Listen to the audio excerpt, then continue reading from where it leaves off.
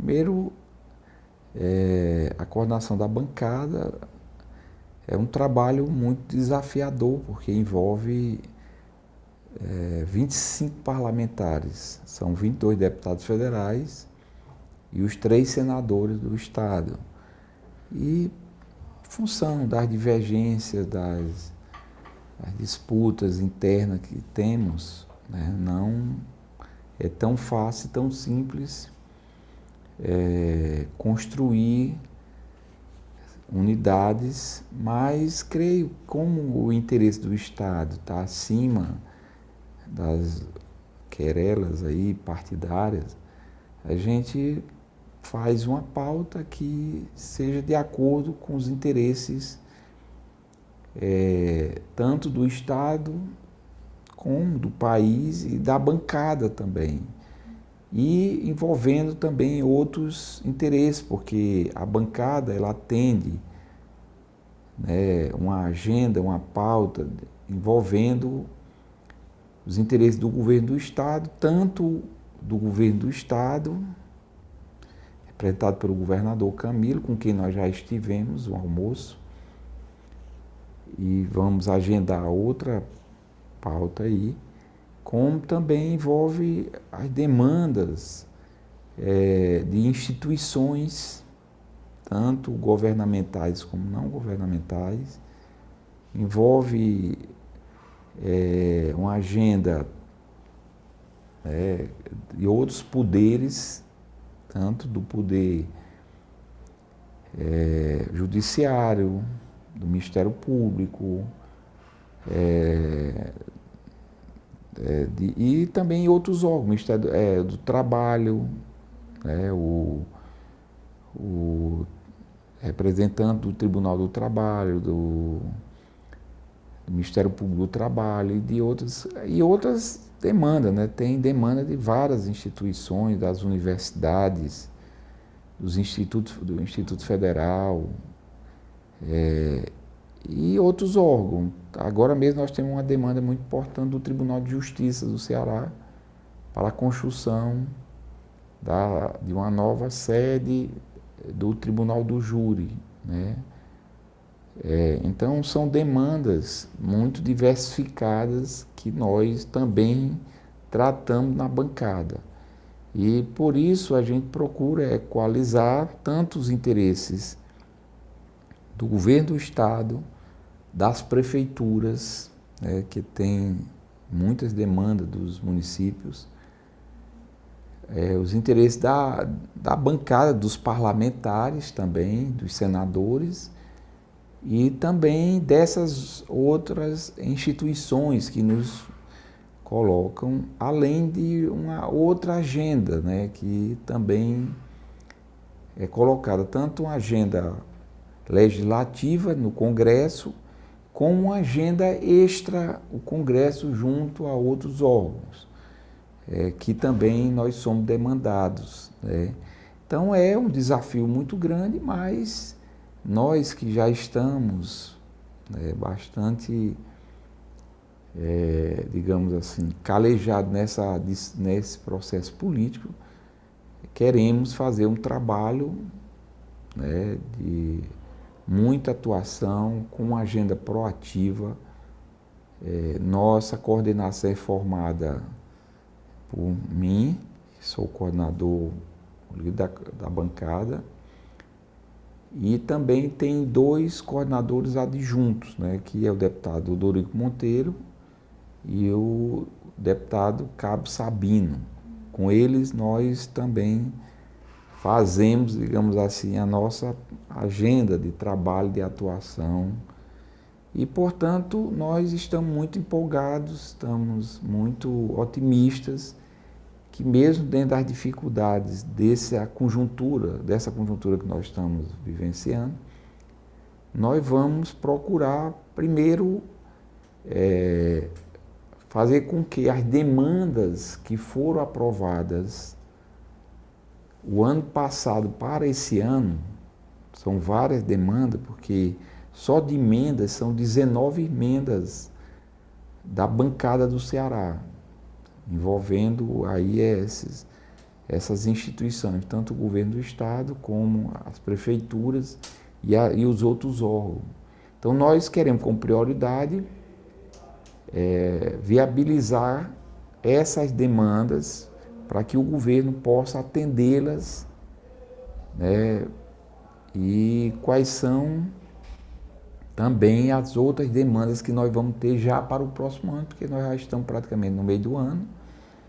O orçamento só foi votado esse ano, o orçamento desse ano, que era para ter sido votado no ano passado, só foi votado esse ano e com isso se atrasou muito o cronograma de desembolso desses recursos. Então nós vamos trabalhar assim, ao mesmo tempo com os recursos que já foram aprovados para esse ano, como também já vamos trabalhar os recursos que vão estar dentro da programação já para o próximo ano, né? Ao mesmo tempo, nós vamos também fazer um trabalho de uma agenda que envolva tanto a questão dos interesses, sobretudo dos municípios, que há uma agenda legislativa de proposta de emendas constitucionais, de modificação, né? Por exemplo, tem propostas muito importantes que modifica a lei da responsabilidade fiscal, tem projeto de lei que modifica a forma do cálculo, né, do Fundef, que hoje é Fundeb, e a questão do cálculo do piso também dos profissionais da educação. Então, toda essa agenda aí, além de várias matérias que envolve a arrecadação de tributos para os municípios, né? Então, é um trabalho muito árduo, muito intenso que nós vamos desenvolver e, ao mesmo tempo, trabalhar também com agenda para fazer valer algumas matérias que foram aprovadas, como é o caso da lei do royalties de petróleo, que nós votamos.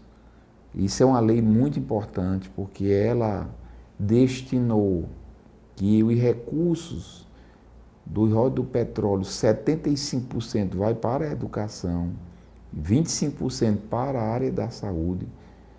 Só que esse projeto ele está sob júdice, que a ministra Carmen Lúcia, do Supremo Tribunal Federal, suspendeu através de uma liminar a partir de um pedido do Estado do Rio de Janeiro.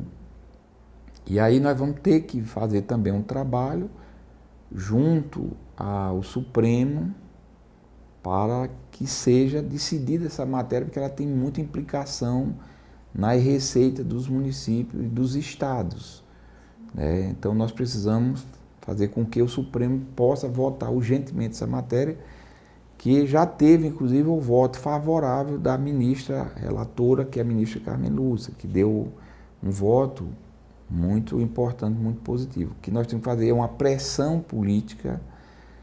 Para isso vai ter uma marcha aí dos prefeitos e nós queremos nos associar a esse movimento para que essa matéria seja definida urgentemente pelo Congresso Nacional, porque nós precisamos fazer valer essa lei que nós aprovamos no Congresso.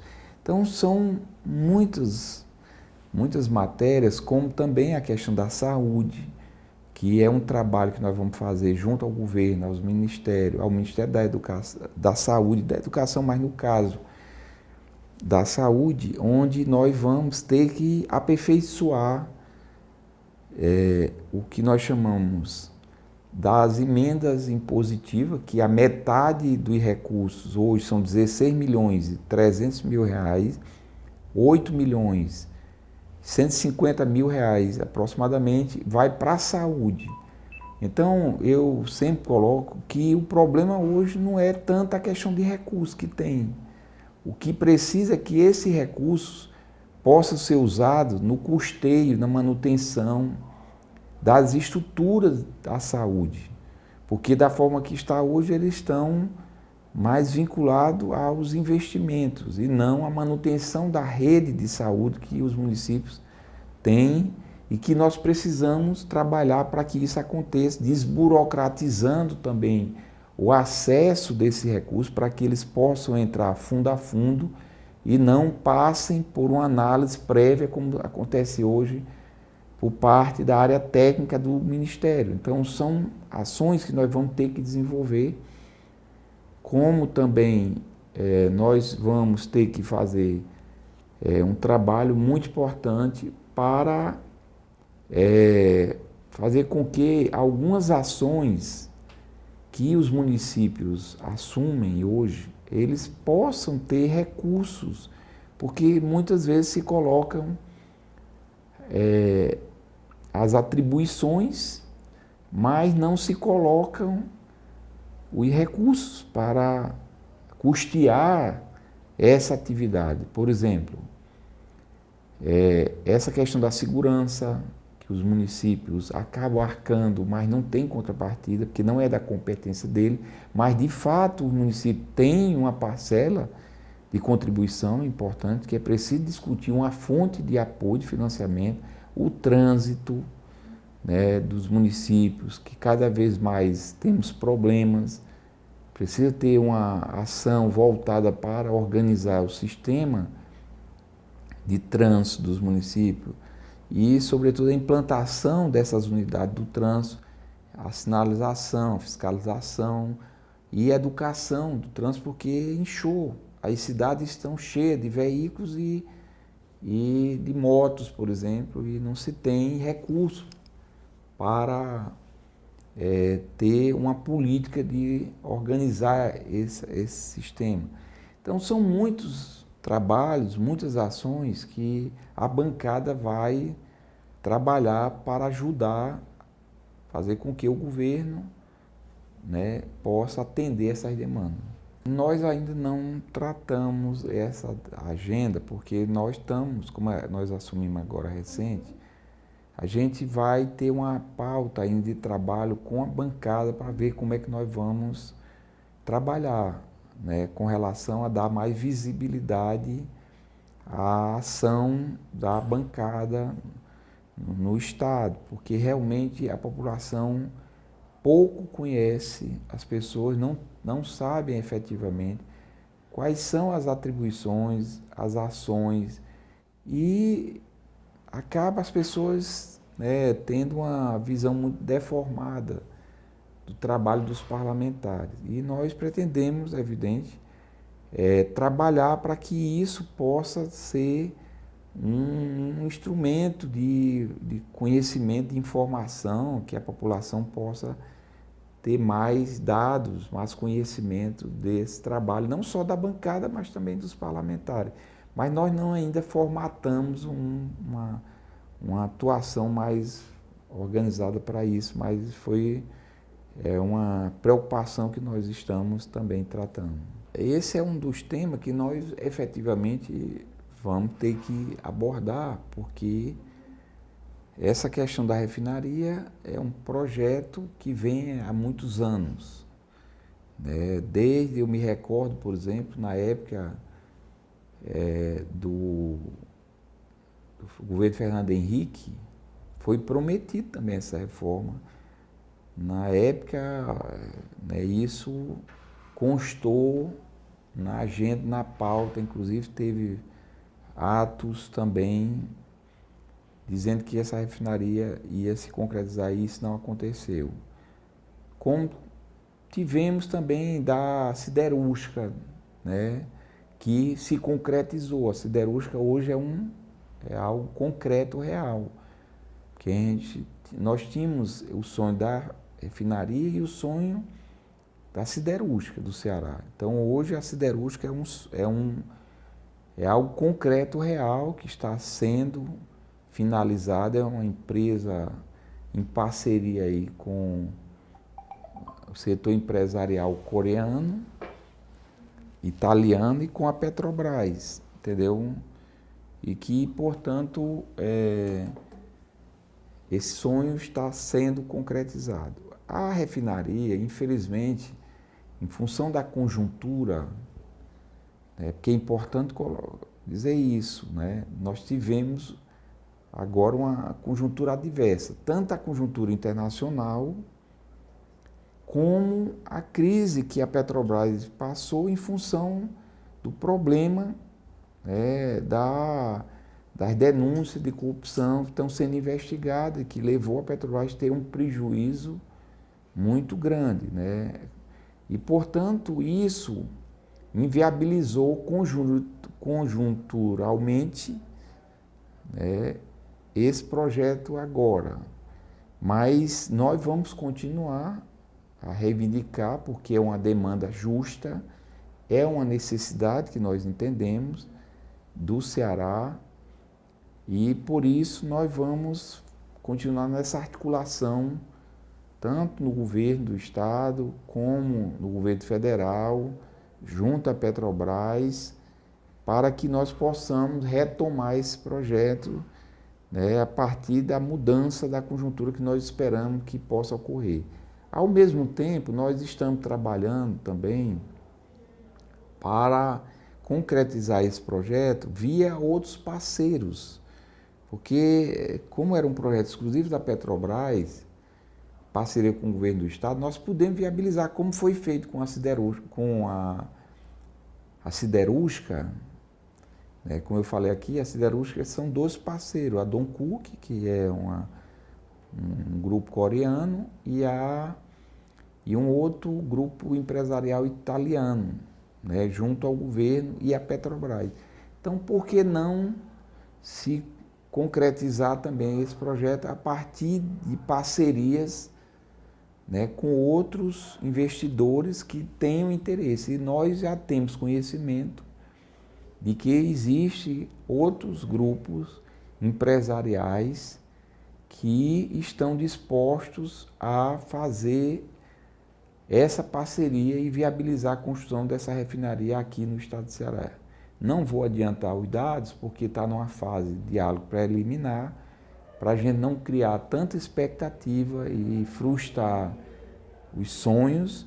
Nós estamos nessa fase de diálogo preliminar, tanto com o governo como também com esse segmento, para que nós possamos, o mais rapidamente possível, viabilizar, quem sabe, esse investimento tão importante para o nosso estado. Olha, a nossa relação é excelente, porque o governador, ele tem sido um grande parceiro, assim, de ouvir. Eu sempre digo para ele que a marca dele de governo devia ser ouvir para governar, né? Então o governador tem inovado, né, em ter um diálogo permanente com todos os segmentos, inclusive já ouviu desde os deputados estaduais, deputados federais, pelo menos não todos, mas uma boa parcela, e ele esteve conosco numa reunião, inclusive, almoço que nós fizemos em Brasília, e da bancada de 25, né, dos 22, tinha 20, só faltou um deputado, que eu nem me recordo, que não estava viajando. Então a bancada praticamente toda estava presente. Infelizmente os senadores não puderam ir porque tinham uma agenda também muito intensa, mas eu diria que é uma relação muito boa e que nós pretendemos manter uma relação de muita afinidade para que nós juntos possamos defender os interesses do Estado juntamente com o governador. Olha, a Dilma vem de uma disputa que já se mostrou muito acirrada, né? A disputa é muito polarizada com o PSDB, e a Dilma tem um estilo muito próprio, né? Ela é muito técnica, ela é uma pessoa muito preparada, muito competente, muito séria, mas nós dizemos o seguinte: ela tem uma certa dificuldade na questão política. E por isso, acho que isso tem dificultado ela ter consolidado uma base parlamentar de apoio porque nós avaliamos que, em termos de conquista de resultados, em muitas áreas, ela fez muito mais do que o Lula, na nossa avaliação. Por exemplo, o programa Minha Casa Minha Vida deu um salto muito grande. Os investimentos que ela fez na parte de ferrovia, por exemplo, o Lula fez 300 quilômetros de ferrovia, ela fez 1.400 quilômetros. Na parte também de rodovia, recuperou as estradas. E ela, como foi a mãe do PAC, Plano de Aceleração do Crescimento, fez grandes investimentos em muitas áreas, sobretudo depois da Copa, aliás, antes da Copa do Mundo. Vocês viram os investimentos que nós tivemos em mobilidade urbana, todas as sedes da Copa, as 12 cidades que sediaram a Copa, tiveram grandes investimentos na parte de mobilidade urbana, novas avenidas, túneis, viadutos, entendeu? Acesso, como é o caso aqui, nós tivemos aqui a Avenida Alberto Craveiro, né, a Avenida Paulino Rocha, todo aquele acesso ali ao Castelão, junto com a Raul Barbosa, entendendo? Foram um projeto muito importante, além de outras áreas que foram feitos grandes investimentos, seja na questão do turismo, onde foi feito investimento de urbanização, investimento de requalificação turística, como a Praia do Futuro, né, que foi recentemente entregue uma parte, não toda. A própria Beira-Mar aqui está incompleto, mas foi feito investimentos lá. Né, a Vila do Mar também. E também em outras áreas, o próprio aeroporto de Fortaleza, que também teve um problema que a empresa faliu, mas está sendo retomado, foi feito uma parte. Foi feito investimento na questão de um novo terminal de passageiro no Porto do Mucuripe, né, que a Dilma fez. E, portanto, se eu for falar aqui em investimento, em obras, ela, na minha leitura, fez até mais do que Lula durante os 4 anos dela. Só que ela não soube capitalizar isso politicamente. Ela só veio divulgar isso praticamente na campanha eleitoral.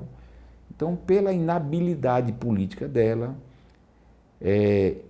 também o fato de não ter se divulgado que essas investigações que surgiram foi por causa do governo que fez investigação, que colocou toda uma estrutura que nunca existia. Por exemplo, você pegar a Polícia Federal, no governo nosso, foi contratado só policiais federais, mais de 5.000, para vocês terem noção. Né? Foi reestruturada as carreiras, melhorada a condição salarial. Então, essa estrutura da polícia foi dado condições para eles fazerem o trabalho. O próprio Ministério Público foi ampliado, a estrutura, o quadro funcional, foi dada autonomia administrativa e financeira.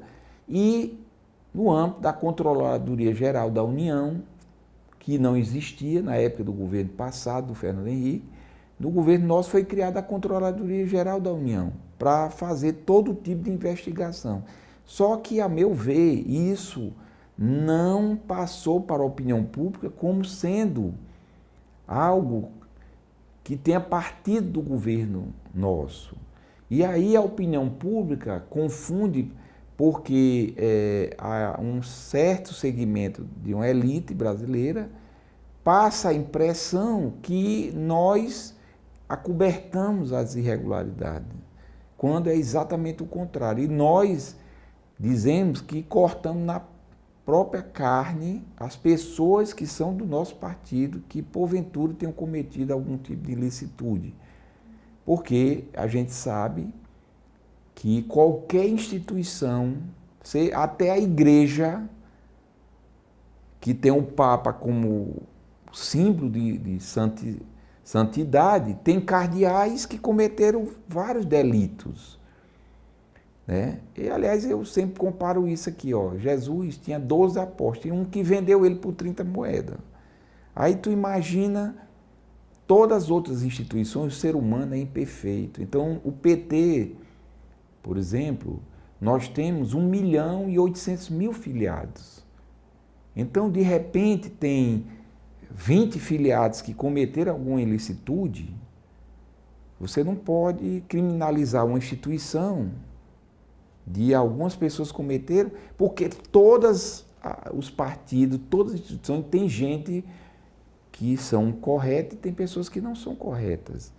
O problema é que nós colocamos que isso não foi passado para a opinião pública, né? De uma forma, as pessoas então só vê o lado negativo. Então, a Dilma, ela, na minha leitura, o governo dela se complicou em função dessa dificuldade de informação, de comunicação, de articulação política, de divulgação das ações, né? E com isso nós tivemos e estamos tendo um governo com muita dificuldade, porque a política não é fácil, né? Tem que ter muita capacidade de articulação, de diálogo, de convencimento e engolir, que nós dizemos, muitos sapos.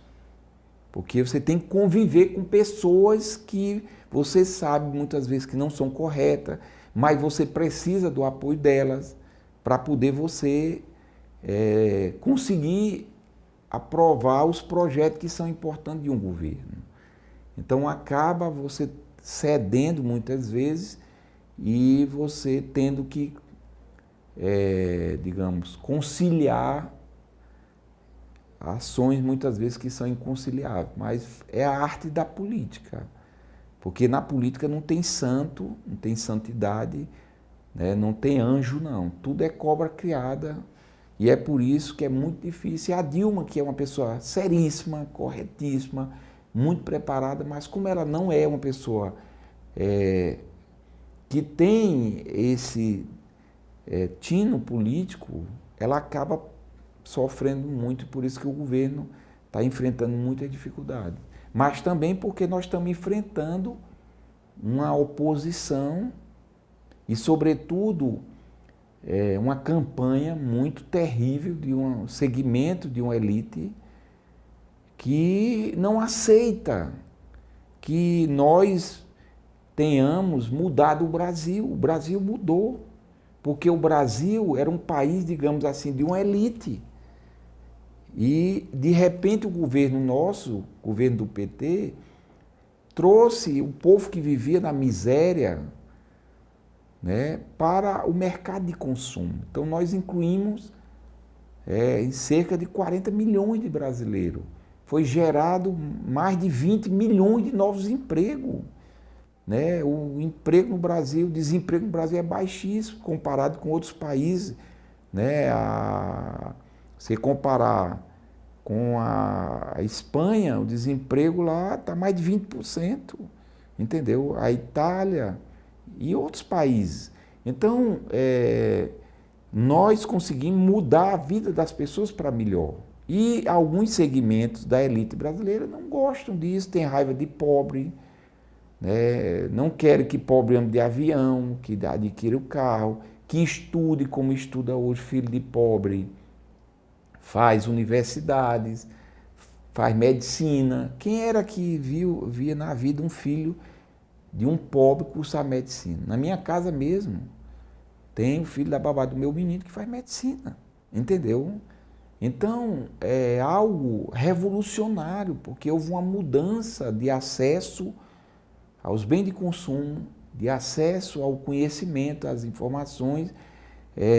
As pessoas tiveram acesso a estudar, filho de trabalhador, através do ProUni, do FIES, tem acesso às universidades, foi expandido às universidades também, e com isso nós melhoramos imensamente a vida das pessoas. Só que uma parte das pessoas, da elite, tanto da elite empresarial como da elite midiática, de alguns segmentos, não querem que isso aconteça e faz uma campanha muito pesada terrível contra nós, como se os outros fossem um bando de santo, né? Como se o PSDB, por exemplo, tem várias denúncias, até, por exemplo, Aécio Neves, o Youssef, o doleiro que foi preso, tem uma gravação, ele dizendo que dava uma mesada para o Aécio Neves, 120 mil reais. Não sai uma linha na imprensa, entendeu?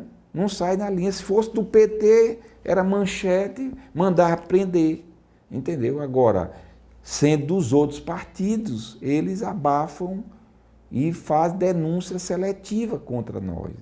Então, é algo muito terrível que nós estamos vivendo no país, dentro de um sistema democrático, em que há um conluio de interesses de certos setores do judiciário, de certos setores do Ministério Público e da imprensa que querem nos criminalizar e deixando, né, os outros fora como se nada tivesse acontecido. Por exemplo, vou dar aqui outro exemplo. O mensalão, chamado mensalão do PT. O mensalão do PT começou no governo em 2003, gente. Vamos supor, 2003 no governo do Lula. Mas tinha um mensalão anterior, que era o governo dos tucanos, que foi na época do governador Eduardo Azeredo, em Minas Gerais. Então deixaram de julgar, até hoje não foi julgado, dos tucanos, e julgam o seguinte, entendeu? E é como se o dos tucanos não tivesse havido nada. O escândalo que teve do metrô de São Paulo, rapaz, é uma coisa terrível. E não há denúncia com relação a isso, entendeu? Só há denúncia quando envolve o PT, o governo da presidente Dilma. Então são 2 pesos, 2 medidas, e com isso a Dilma tem sofrido um desgaste muito grande. Nós mesmos temos sofrido também com essa desinformação de setor da opinião pública, mas nós sabemos o quanto nós melhoramos a vida das pessoas, inclusive aumento do salário mínimo, poder de compra da classe trabalhadora nunca teve tão assim, forte como nós tivemos desse governo. O salário mínimo custava $80, hoje custa quase $300, gente. Você pegar a renda per capita, na época dos tucanos, era $2.810. A renda per capita hoje, segundo os dados oficiais do Banco Mundial e da ONU, em 2013 passou para $11.208. Houve um aumento de 400% da renda per capita das pessoas, né? Então, tem escândalo, tem que apure, que investigue, quem tiver podre que se quebre. Agora, querer generalizar como eles fazem e deixando os outros de lado como tem, é algo muito injusto, que não representa uma construção democrática, nem sobretudo, a justiça que nós queremos para o nosso país. Então eu vejo que é um momento delicado, mas eu não tenho dúvida que vamos atravessar essa onda de dificuldade, porque é uma conjuntura também que envolve uma crise internacional muito braba, e o Brasil é um dos poucos países do mundo em que, com a crise que teve, não teve desemprego aqui. Ao contrário dos outros países, se você pegar os Estados Unidos, o desemprego lá aumentou imensamente, passou de 6% nos Estados Unidos. Na Europa nem se fala, que eu falei aqui, chegou a França, a Itália, a Espanha mais de 20%, chegou a 26% de desemprego. Então nós somos um dos poucos países que teve uma crise mundial, mas não teve crise aqui para a classe trabalhadora. A crise que tem econômica é uma crise que envolve a questão de uma situação em que o Brasil ele acabou fazendo essa opção do social e acabou, na minha leitura, implantando várias políticas para melhorar a vida dos trabalhadores, e hoje o governo vai ter que rever isso. Por exemplo, a questão de segurar e diminuir a energia elétrica. Entendeu? O governo baixou a energia elétrica, então vai ter que rever, porque Com a crise energética internacional também, o próprio preço do petróleo que baixou internacionalmente tem impacto aqui na economia brasileira. Então, há uma crise, não é o que eles dizem, porque não tem inflação exagerada, não tem crise cambial exagerada, não tem aqui no Brasil desemprego, como tinha no passado. Nós pegamos o governo, na época do Lula, né, o Brasil tinha uma inflação de mais de 12%. O dólar estava R$ 4. O Brasil, o desemprego naquela época, entendeu? Era 14%. E também o Brasil era de joelho diante do Fundo Monetário Internacional. Então o Brasil, quando tinha uma crise dessa, aqui o que acontecia? Desemprego, arroz salarial, entendeu? Apertando a vida das pessoas. O que aconteceu? Nós pagamos a dívida externa. O Brasil devia 240 bilhões de dólares, o Brasil não deve mais, o Brasil é credor hoje. Nós temos reservas internacionais de mais de 300 bilhões de reserva e, portanto, é isso que nos dá uma certa tranquilidade para a gente atravessar essa crise do capitalismo internacional. Por isso que a situação da Dilma não tem sido fácil, mas nós acreditamos que nós vamos superar, dar a volta por cima e ela vai fazer um bom governo. Olha, nós temos diálogo, né, com vários ministros, com representantes do governo, né, debatendo vários assuntos, né, que são importantes para o nosso Estado e para o país também. Então, nós temos tido uma abertura muito grande e eu acho que nós vamos continuar dialogando para que a gente possa nos dar as mãos e, com isso, ajudar o país a melhorar ainda mais a vida do nosso povo. Olha, nós temos uma situação aqui bem peculiar, porque aqui no Ceará, o governo do PT, o governo do Estado, Camilo, apoiado pelo PROS, Roberto Cláudio foi um dos principais apoiadores da campanha do Camilo. E, por outro lado, nós temos uma situação em que o PT de Fortaleza disputou contra Roberto Cláudio na última eleição com o Elmano. O sinal teve um grande desempenho e há uma situação em que nós vamos ter que tomar uma posição para saber qual é o caminho que o partido vai tomar aqui em Fortaleza, já que no Estado nós temos uma relação bem tranquila com o PROS, né? E, portanto, acho que esse assunto que não está na pauta no momento, porque ele só vai entrar na pauta a partir do próximo ano, que nós temos aí a reforma política, né? Nós vamos ter aí muita água que vai ainda rolar e, portanto, esse é um debate que vai acontecer só no próximo ano. Como o PT é um partido muito democrático, que é formado por várias correntes, por várias forças políticas, esse assunto vai ser bastante amadurecido para que o partido possa tomar a posição mais apropriada no momento oportuno, né? Por enquanto, eu não posso adiantar nada, porque não tem nada estabelecido. Nós tivemos agora recentemente um encontro para discutir a conjuntura nacional e internacional para a preparação do 5º Congresso Nacional do PT, e esse assunto da conjuntura local, ele não entrou porque não está na pauta ainda, certo? Nós vamos tratar isso oportunamente, porque é um assunto que tem muita importância em função da complexidade, que é o fato de nós termos perdido a prefeitura, né, para o PROS, o fato do PROS ter apoiado o governo do PT, e as outras questões que tem também em função da posição que o PT de Fortaleza teve de ser oposição ao governo do Roberto Cláudio. Então é um assunto que vai ser muito discutido, muito debatido e que vai caber aos filiados tomar a posição mais adequada no momento oportuno. Não, eu tenho só me colocar à disposição, né, para, mais uma vez dizer, ajudar na coordenação da bancada as demandas do nosso Estado, dos municípios, das instituições e trabalhar fortemente para que nós possamos viabilizar todos os projetos que nós vamos estar discutindo, debatendo com a bancada do nosso estado. Da minha parte, eu quero mais uma vez aqui agradecer esse espaço e também agradecer aqueles que nos apoiaram. Eu tive o apoio quase que unânime de todos, da bancada do Ceará, para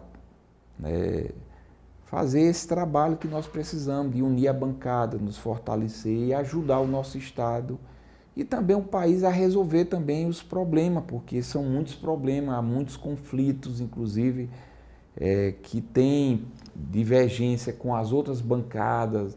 Por exemplo, essa lei do royalties do petróleo é uma lei que tem divergência com os outros estados, sobretudo o Rio de Janeiro, o Espírito Santo e parte de São Paulo, que nós precisamos encontrar uma saída para resolver isso. Então, da minha parte, quero